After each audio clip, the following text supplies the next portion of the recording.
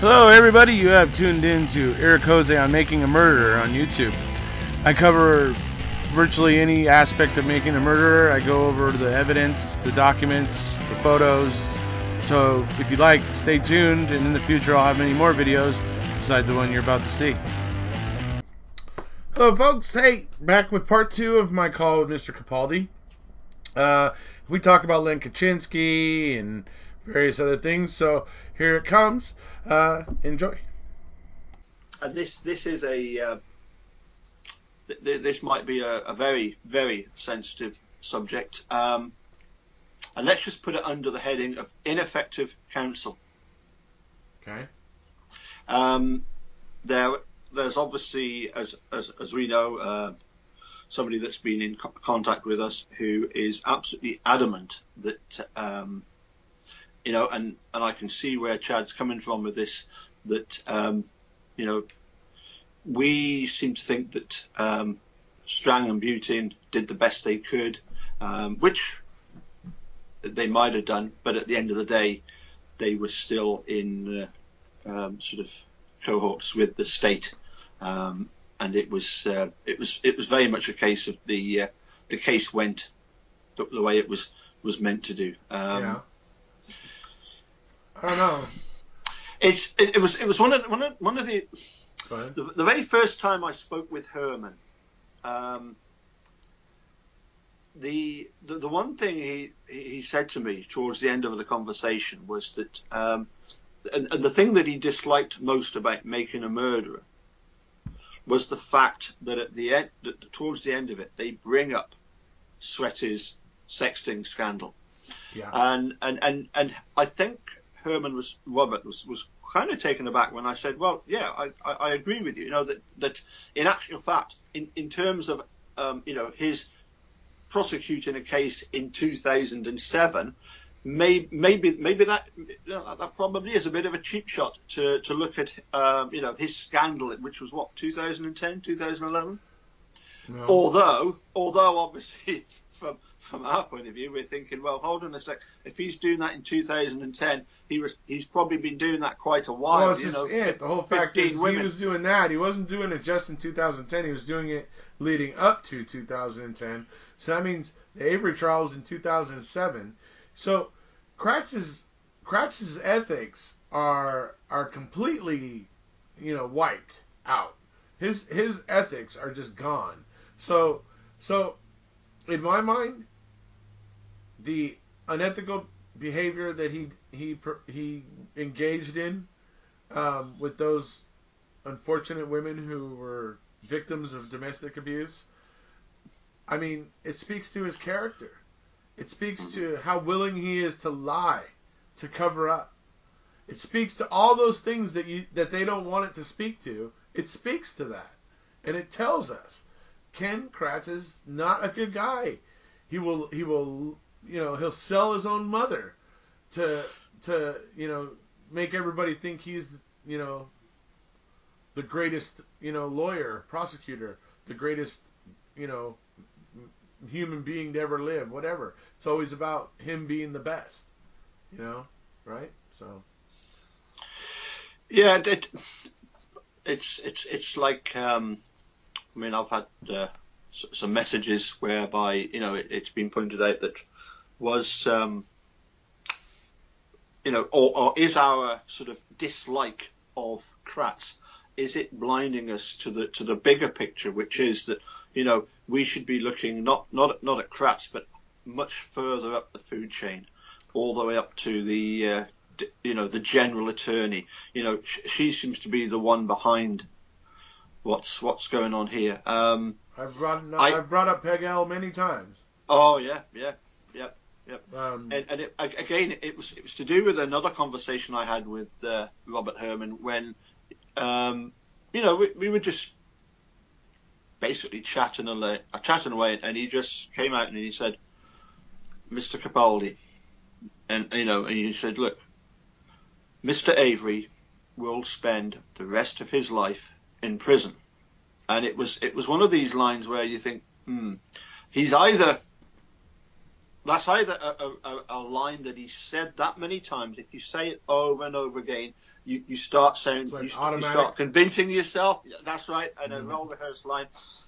But to me, I took it more as a case of he's been given assurances, right, by people up further up the food chain that they have got so many bases covered. To me, it a lot of people say, well, this can't be a conspiracy theory because there's too many people involved. It can't possibly be that. Because.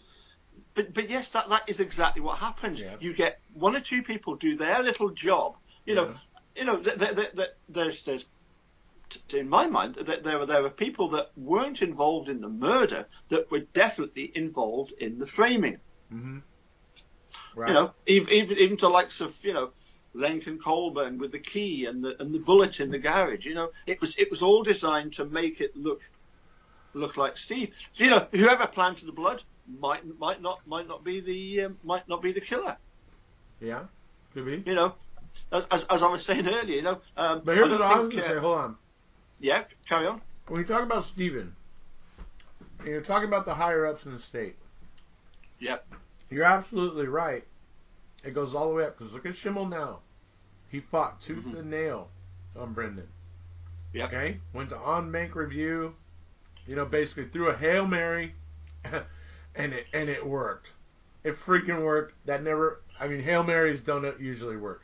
I think you probably watched enough football to know that, right? Yeah.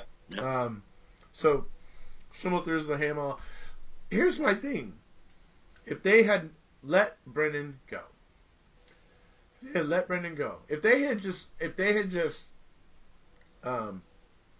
granted one of Brendan's appeals before MAM actually ever aired or came out, and by the time we were all watching MAM and Brendan wasn't in prison, yeah. I think a lot of people would have quickly lost interest because of some of the more unsavory aspects of Stephen Avery's character. Yep. I think it would have worked against this whole thing. There wouldn't still be an interest in the Avery case, I think, if people weren't so pissed off about the poor kid, the poor innocent soul that got trampled in all this. Yeah. I mean, and I think they would have taken a lot of wind out of the sails of MAM if they had let go of Brendan. I mean, I think that at least I think it might have worked for him. It might have caused people to go, oh, at least that poor young kid isn't sitting in behind bars anymore. And that would have given people some solace, and maybe people would have been able to just forget about Stephen. That would have been their best shot, but they're hanging on to Brendan. They're hanging on to everything. They're just gripping on everything as tightly as they can, and it just shows that they're just ridiculous. Because anybody who thinks that confession is voluntary and isn't fed to him, basically spoon-fed to him, I'm not even just fed to him, but spoon-fed to him. I mean, if you don't see all that, you got blinders on. Your opinion is dubious at best. Absolutely, yeah. I mean, you're absolutely right on that point about the fact that had it been a case of, because presumably Brendan's appeal would have been heard before Making a Murderer came out, because then it was around about the November 2016 when Diffon made his original decision. When Duffin? Yeah. I think wasn't it July? Was it? Yes. I think it was. That's right.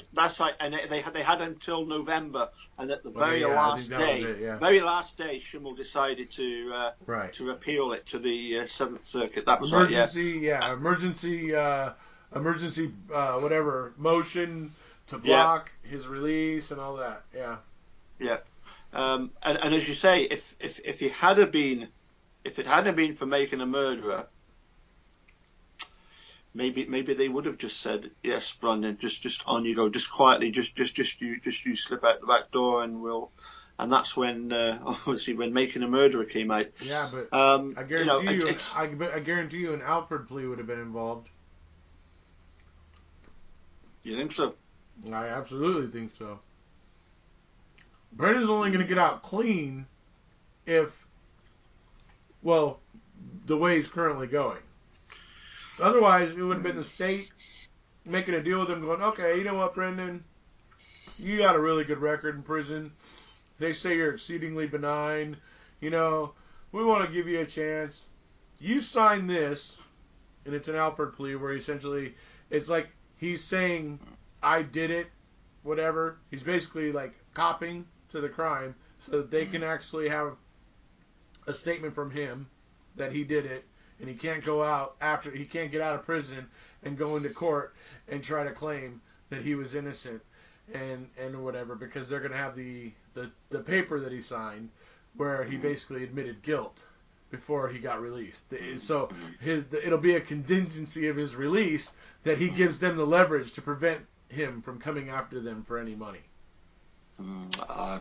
I'm not sure about that. I think there's look it up, Alford. I've heard of Alford. Yeah, there's definitely a quiet determination, I think, in Brendan. That there is that little bit of Avery about him, whereby Steve never admitted in 18 years that he'd done that rape, and he could have been out a lot sooner. You know, I would like to think that there's no way that Brendan would ever consider admitting to something that he hadn't done. But he did. Yeah, of course. I think when it comes to, especially in his 16-year-old mind, when he was still developing, he was still. I mean, think about what the world's like when we're 16, dude. Think about how much we think we know. That was a long time ago. Yeah, well, but I know, but you can remember the general sense. You remember what your own teenagers were like, right?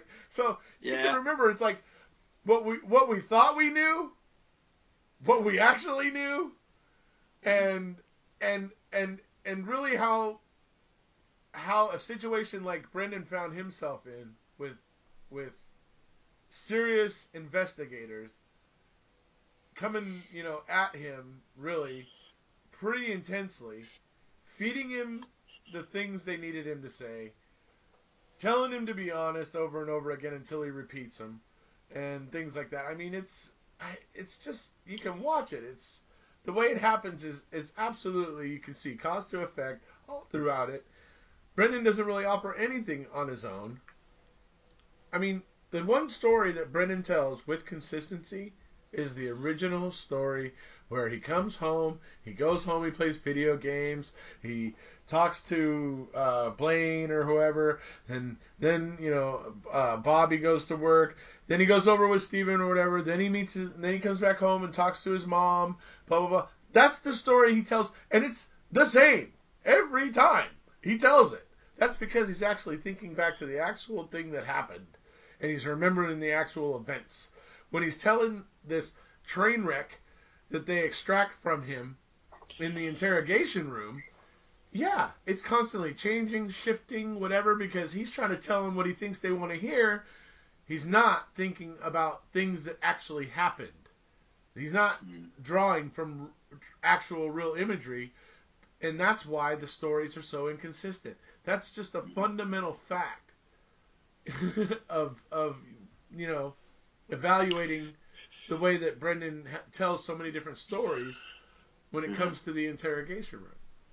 Well, of course, that leads us obviously nicely into Len Kachinsky, who was not merely a public defender. He was much more than that. He there's a lot more to. He was like the toast of the legal town, I guess, as it were. Yeah. But he had his own legal he had his own legal practice. Yeah. Did pro bono cases, I guess, too. But also had, he was in this organization for lawyers. He was also in the reserves, which we know because he missed the interrogation with Wiegert and Fassbender supposedly missed it because he was that weekend he had to go do his National Guard stuff. Yep. So, Yep. but anyway, yeah, but his name was well known. He was, like I say, very well plugged in the legal community there in Wisconsin and in that particular area of Wisconsin, particularly, I guess, at least.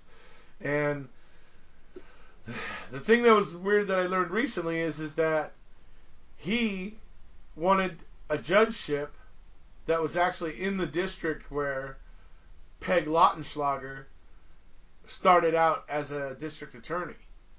So the judge that was leaving that jurisdiction knew her and she knew him, and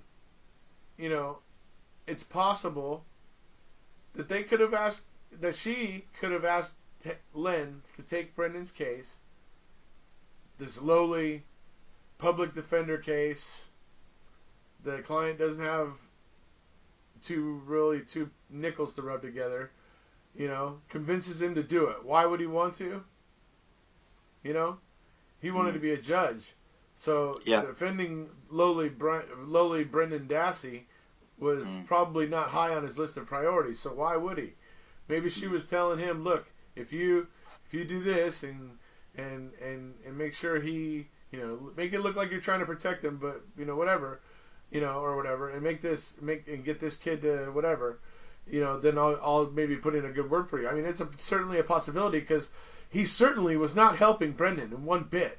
Not a dang thing that I can see that he did help Brendan at all. Because if we look at it cause to effect, the courts have ruled that Len Kachinsky is indefensible. He was absolutely wrong. There's no doubt about it. No ifs, ands, or buts. He totally made a screw up, and it was an error, and it's inexcusable. Okay, so let's look at the progression of events. He brings in Michael O'Kelly, who bullies Brendan again, and makes Brendan confess again. Okay, then after that, bullying and everything, says, okay, now let's send him over to Fassbender and Wiegert again, and then Fassbender and Wiegert sit there and work on him and bully him some more and everything. And at the end of that meeting, tell Brendan, we want you to call your mom and tell her what you've done. If you don't, we're going to do it. We'll do it. Right? Mm-hmm. So that puts the fear in him. Like, he doesn't want... He'd rather say it to her himself than for her to hear them tell that stuff to her. Right? Mm-hmm. So it's like, You see what I mean? So it puts Brendan in this really screwed position, right? And then he calls home and basically tells his mom that what he told Wiegert and Fassbender that he would tell her, and ends up recanting all of it again, but the thing is that phone call was used in his trial 3 times. That is a product of Len Kachinsky. It came about because of the meddling that Len Kachinsky did with his investigator O'Kelly, that ended up causing, Brendan to be put into this another interrogation because Len Kachinsky and O'Kelly were working as agents for the state. No ifs, ands, or buts about it. Yeah. And put Brendan in that situation where the cops tell him he needs to confess on the prison phone to his mom. It's cause to effect. That all comes from Len Kachinsky, and that call is the one thing that probably rang out in the jury's mind when they were sitting there looking at it and going, wait, there's no evidence of him anywhere. But he did confess to it. You know what I mean? Like, when they were going back and forth, that call that the prosecution played 3 times probably had a lot to do with the decision that they came to. And that's what bothers me. Well, yes, because obviously in the original trial, they didn't have access to the footage that Michael O'Kelly had filmed, and I think that would have been quite powerful if they could have, if the defence had access to that and said, look, this was what was going on behind the scenes. Right. But getting back to Len Kachinsky, I watched a video of him. It's quite a long video, like a radio interview, and I think you watched some of it at least yourself as well. Yes. It beggared belief, and apparently this happens across America because judges, district attorneys, you name them, sheriffs are elected. Then you've got these attorneys that contribute money to their campaigns. And to me, that just seems like absolutely ridiculous. You know, you're going to end up a situation where you've got a judge who's, got two attorneys in front of him, one that supported him and one that didn't. Right. And I appreciate the fact that there is a certain level whereby if you've supported, say, a judge with a certain level of, once it gets to a certain level, I think it's $1,000, then you have to sort of declare that there's a conflict of interest there, But I just thought, my goodness, that is. I'll tell you what it struck me as. It struck me as being something that was probably a good idea back in the 1800s.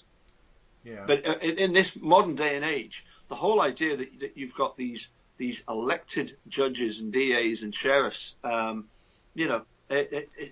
just thought, my goodness, the opportunity for corruption there. I mean, Len Kachinsky supported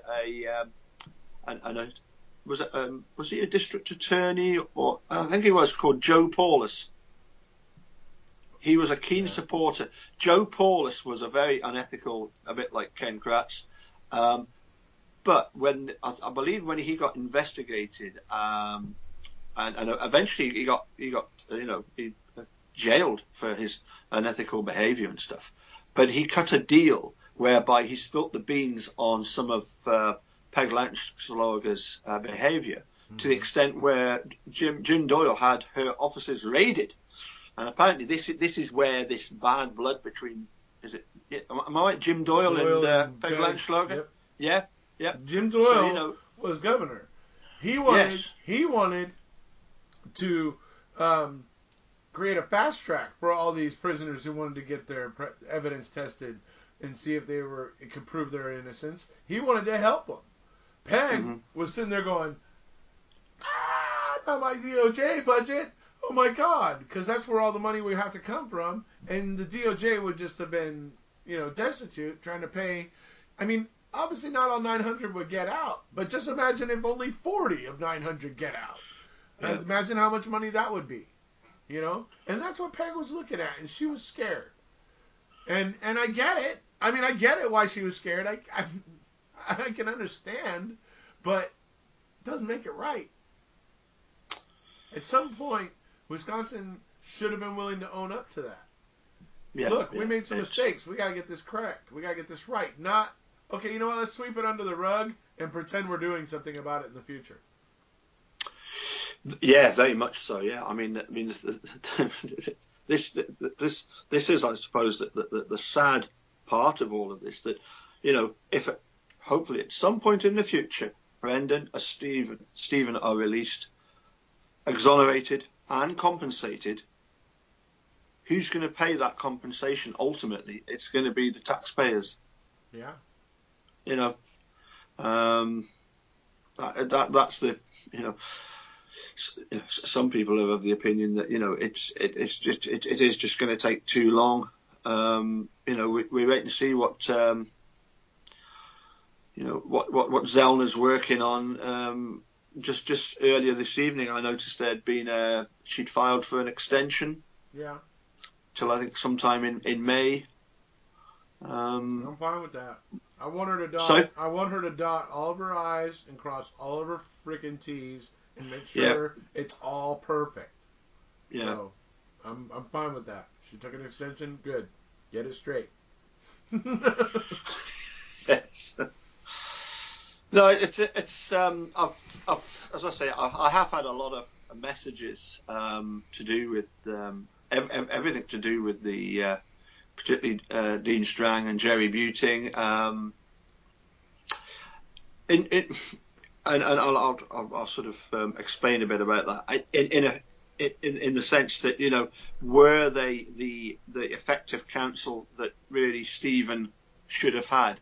Well, for one thing, by settling for the $400,000 from the civil suit, he didn't have to do that. You know, that civil suit could have carried on. They could have got Vogel and Kachurek in, and then he could have been, you know, as people have pointed out, you know, he could have been looking at a multi-million-dollar settlement. He could have hired 4 or 5 attorneys to come and help him in the defence. But the problem with settling for that $400,000 was that Steve was then saying, yeah, I cannot hold Manitowoc County Sheriff's Department responsible for this, and that way he couldn't then use that as part of his defence in the Teresa case. Right. And you know, this is the bit that really gets me. He was supposed to be guaranteed this $450,000. In fact, apparently it was going to be $460,000. There was an extra $10,000 on top of that. There was a check. Apparently Jerry Beauty knew that there was this check waiting for him to have, and yet in the end he had to settle for the civil suit. I mean, you know, there's no question he was definitely wrongfully convicted in '85. That $460,000 should have been his straight off, you know. But the fact that the civil suit paid out and it was through Dennis Vogel's insurance, and it's $400,000. It's, you know, it's it struck me at the time as being, why are those amounts so similar? And I'm sure you've seen it on Facebook a lot. A lot of people are very confused as to where that money came from. You know, what was that $400,000 for? I mean, ultimately, the stupid thing is that it helped him not one jot, because he, you know, even throwing $250,000 at his defence, it got him absolutely nowhere. Yeah, I mean, you know, that public defender that he had the first time in his first case did a really good job, and you know, it makes you think, well, hold on a sec, his public defender did a really good job. Was it the guy Fitzgerald? Yeah. In '85, you know, but ultimately, if the courts and the jury think that you've done it, or they want to believe that you've done it, then he wasn't gonna get anywhere with that, was he? You know, that was just money thrown away. But right. Yeah, it's desperate stuff, you know, when you think about the fact that you know, I think it's rough actually for public defenders. Yeah. You know, I think of one in particular. I don't know if you heard of the serial killer who got the nickname the Grim Sleeper. Right. What happened is that this person was active for a period of time from like the 70s to the I believe it was the like mid 80s, and then stopped for like 10 years, and then suddenly picked back up in like 95 and was going from like 95 till like I think 2005 or something like that. Anyway, so that little 10-year hiatus was the reason why they called him the Grim Sleeper. Anyway, when he went to trial, when he got arrested and everything, when he was going to trial, he had a public defender. And I remember watching a YouTube video of that guy in court one time. The prosecution is like putting this full court press on the judge, telling the judge, like, come on, judge, we've been doing this, we've been doing that, we're ready to go. Why is the defense, you know, procrastinating or this or that or whatever? And the judge basically turns to ask the public defender about it. And I remember just like, I was just like, whoa, dude. Because what happened was this guy just goes, look, judge, this is a huge case. There's so much to go through here. There's DNA, there's all kinds of forensics and everything. I also have 20 other cases that I'm trying to give the proper attention to, and it's rough. And so sometimes I'm falling behind, and I'm sorry that I'm not ready to do this with them today or whatever. But if you want, Judge, and he eventually got so pissed, he was like, oh, but if you want, Judge, you know what? Why don't you just replace me? Replace me right now and give him somebody else's counsel. I mean, this guy was just ready to, he was so done with it. He was so weary. He was so worn out. And the way that the prosecution was acting and everything, he was just like, oh, you know what? Just replace me then. Just, take this whole burden off my hands. I was just like, oh, my God. And the judge didn't remove him, of course. The judge was just like, all right, Mr. da-da-da, whatever. Okay, hold on. And the judge went back to the prosecution and said, look, chill out, kind of thing, right? So it was, fascinating. But that's what it's like to be a public defender. You're, buried in a bunch of caseload. I mean, you're just constantly having to... Okay, go over and talk to somebody. Okay, what happened? Okay, you say this, they say this. Okay, so here's what we should do. Right? And then you go in and hope you can make that happen, right? So, I mean, but it's a thankless job, really, because, it doesn't pay much. And like I said, it's kind of miserable in the fact that there's just so much work. Well, I really admire that what you've just told me there, because for me, I admire the honesty of that fella to actually just say to the judge, this is the situation, no, not try to sort of come up with some, story about it. Mm-hmm. Just tell it as it is, and it's that kind of honesty has to be admired. That's right. Great, I mean, that's. I mean, obviously the Grim Sleeper's a bad dude, and I'm not exactly rooting for his lawyer.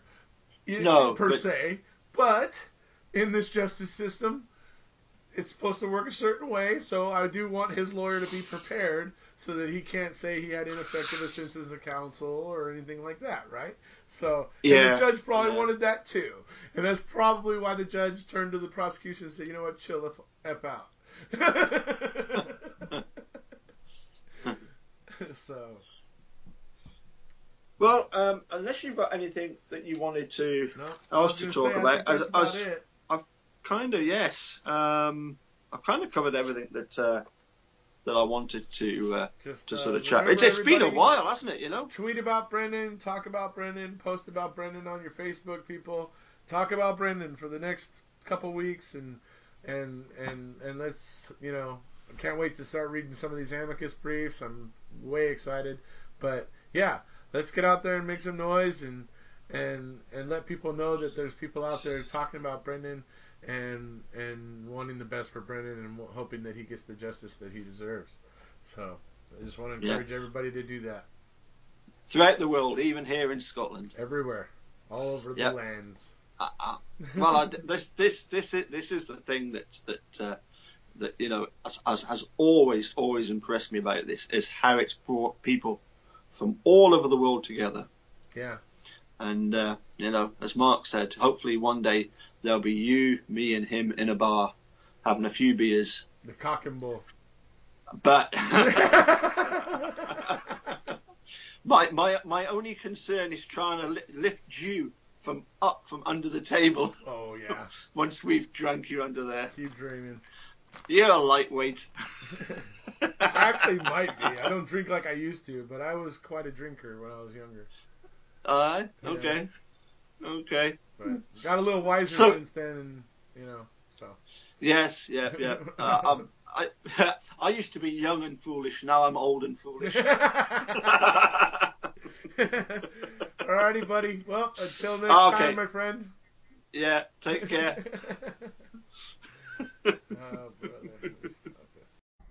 So that about wraps it up for my March 19th call with Mr. Capaldi. And remember, as Charlie Barron says, keep her moving. If you haven't already, please hit subscribe.